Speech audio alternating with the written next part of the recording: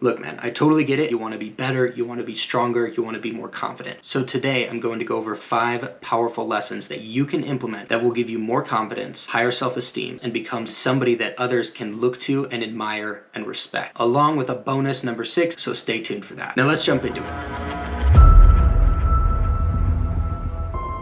Number 1. Create values and stick to it. When you have values and you have things that you personally believe, things that you stick to, and something that you will not break or go against, you become an example to other people. But one of the dumbest things you can do is follow the crowd and follow what the rest of society is doing. Let me give you an example. Most people are unhappy, lazy, unhealthy, unfit, and they don't make very much money and they're not very successful. That's the average person. Average means most people are like that. Let me ask you something. Do you want to be like most people? No. I'm going to guess that you don't. Guess what most people do. Most people follow what most people do. It's that simple. So if you want to break out of that, be more successful than everyone else, you have to have values. Because here's another thing. Most people don't have values. They're not strong enough to stick to those values, even if they do have some. They don't hold them in high esteem and high regard. This is something that you'll have to follow. You have to walk against the crowd and walk to your own values and your own beliefs.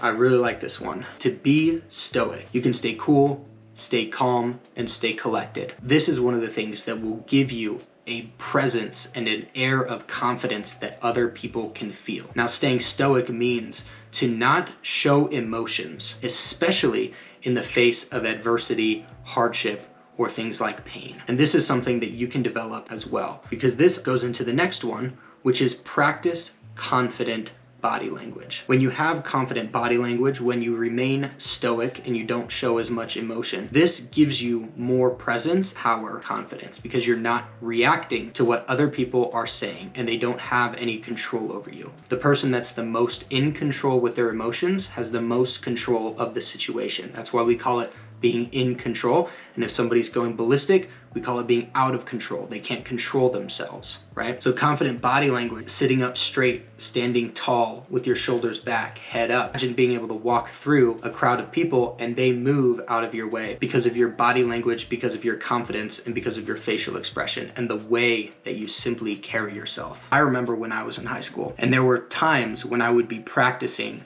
this sort of confident body language as I was walking through the hallway. And I would walk and I would tell myself, I'm not going to move for anyone. And I learned how to carry myself in a way that caused everyone to move out of my way. And it wasn't always this way. In the beginning, when I started learning these things, sometimes people moved, sometimes they didn't. But over time, and it really didn't take that long, practicing and implementing this, that people started to move. Very rarely would somebody bump into my shoulder, not move completely out of my way. And this was something where I first started learning the power of having masculine, strong, confident body language. And this is something that you can implement as well. This is something that has to be developed over time. It's something that you can learn. It's something that you can adapt. It's something that you can get better at. And as you practice this, you have to consciously practice this. Over time, it will become unconscious. It will become something that is very natural for you without thinking about it. But just starting out, it's most likely something that you're going to consciously need to think about at first. So practice it actively, and over time, you will develop it. Number 4 is be happily unsatisfied. A lot of the unhappiness that people feel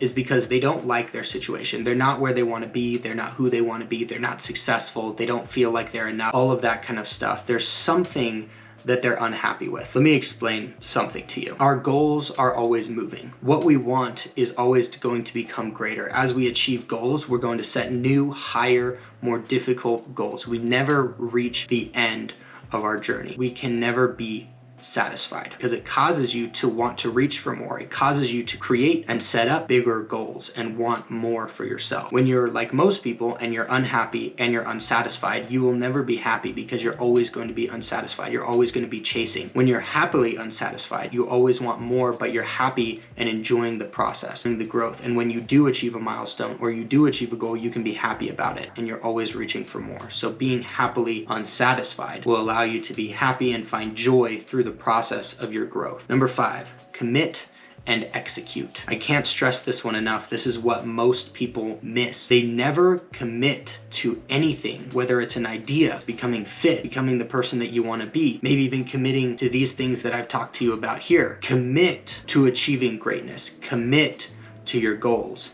and then execute. And if you undercommit, if you don't commit 100%, you'll never get there. You have to commit to what you want and then execute on the actions necessary to hitting those goals and achieving what you want out of life and out of who you are. Most people will never commit, and without commitment, they will never execute, and they will never have what they want. Here's the bonus one. Reject weakness. This is from a book that I'm currently reading called Bushido, which means Way of the Warrior. What I was reading and it impacted me. And I've always had this idea to reject weakness, to become stronger. And if that's something that you want, I think you'll really, really like what I read in this book. I don't remember the exact quote word for word, but the idea was when children would get minor injuries, fall, scrape their knee, get a little bruise, that kind of stuff, they would cry and whine and complain about it and show weakness. The mothers, not the fathers, the mothers would say, if you cry about something like that, what are you gonna do when your arm gets chopped off in battle? And that hit me because today so many people are so weak and we complain about every little inconvenience, every little discomfort that we have, every little thing of pain. Every time you get a headache, you probably take medicine for it. And I'm not saying you shouldn't.